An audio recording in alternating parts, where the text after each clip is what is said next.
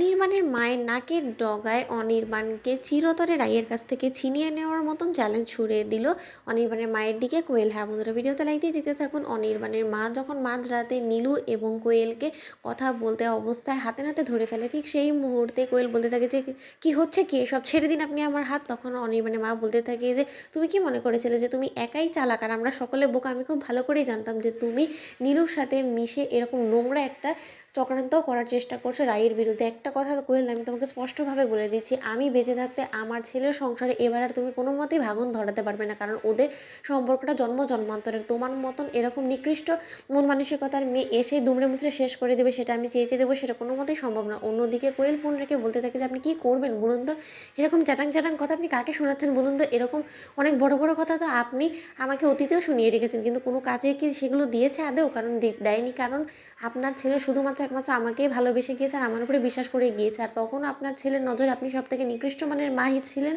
আর এখন আপনি সেটাই রয়েছেন। আপনি এখনও পর্যন্ত আপনার যোগ্যতাটা আপনার ছেলের সামনে প্রমাণ করতে পারেননি। আমি তো খুব ভালো করেই লক্ষ্য করেছি যে আগের যেমন অনির্বাণ আপনাকে সহ্য করতে পারতো না, ঠিক তেমনি এখনও পর্যন্ত অনির্বাণ আপনাকে সহ্য করতে পারে না। তাহলে আপনি বুঝুন আপনার মধ্যে আসলে ঘাটতিটা রয়েছে। তার থেকেও বড় কথা, আগেও যেমন আপনি কোনো মতে অনির্বাণকে আমার কাছ থেকে সরাতে পারেননি, ঠিক তেমনি এবারও আপনি অনির্বাণকে আমার কাছ থেকে সরাতে পারবেন না। বরঞ্চ আমি আপনারই সামনে আপনার নাকের ডগায় অনির্বাণকে রায়ের কাছ থেকে ছিনিয়ে নিব, কিন্তু আপনি কিচ্ছু করতে পারবেন না। আপনি দেখিয়ে নিন, আমি আপনাকে চ্যালেঞ্জ করেও বলতে পারি। অন্যদিকে অনির্বাণের মা বলতে থাকে যে তাহলে আমিও তোমাকে বলে রাখছি, যদি অনির্বাণকে আমি মা হয়ে জন্ম দিয়ে থাকি তাহলে এই জন্মদাতা মাই ওকে এই বিপদের হাত থেকে রক্ষা করবে, সেটা যতই ঝড়ঝাপটা আমাকে পোহাতে হোক না কেন। আর তোমার মতন সর্বনাশীর মেয়ে আগের বার আমার ছেলে সর্বনাশ করে পার পেয়ে গিয়েছে বিধায় তুমি কি মনে করেছো যে এবার আমি এই লড়াই একা লড়ছি? এবার আমি এই লড়াই একা লড়ছি না, এবার আমার পাশে রাই আছে। আর রাই যত পর্যন্ত আছে আমি নিশ্চিন্তে তোমাকে চ্যালেঞ্জ ছুড়ে বলতে পারি যে রাই থাকতে আমার কোনো টেনশন করার কোনো বিষয় নেই, কারণ এখানে রাই নিজে লড়বে নিজের ভালোবাসার জন্য।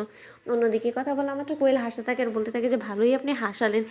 যে রাই অনির্বাণী সম্পর্কের আপনি ঝান্ডা নিয়ে দৌড়াচ্ছেন না, সেইটা আর যাই হয়ে যাক না কেন কোনো মতেই বিশ্বাসযোগ্য না আমার কাছে, কারণ আমি নিজে সাক্ষী থেকে এই বিগত কয়েকদিনের মধ্যে যা কিছু এক্সপিরিয়েন্স করেছি তাতে দেখে আমি এতটুকু অন্তত বলতে পারি যে ওদের সংসারটা তাছের ঘরের মতন আমি দুমড়ে মুচড়ে শেষ করে দিব, কিন্তু কেউই ওদের সংসারটাকে জোড়া লাগানোর জন্য আসবে না। আর একটা কথা আমি স্পষ্টভাবে বলে দিচ্ছি, এই সংসার অনির্বাণ সব কিছুই কিন্তু আমার ছিল। আমি রাইকে ভিক্ষে দিয়েছি বিধায় কিন্তু রাই এই সংসারে ঢুকতে পেরেছে, নয়তো বা রাই কিন্তু কোনোদিনও অনির্বাণের উপরে কব্জা করতে পারতো না। তখন অনির্বাণের মা বলতে থাকে যে একবার যখন রাই অনির্বাণের জীবনে ঢুকেই পড়েছে, তাহলে অনির্বাণের জীবন থেকে যে রাই কোনো মতেই যাতে না বেরোতে পারে সেই ব্যবস্থা এবার আমি করব।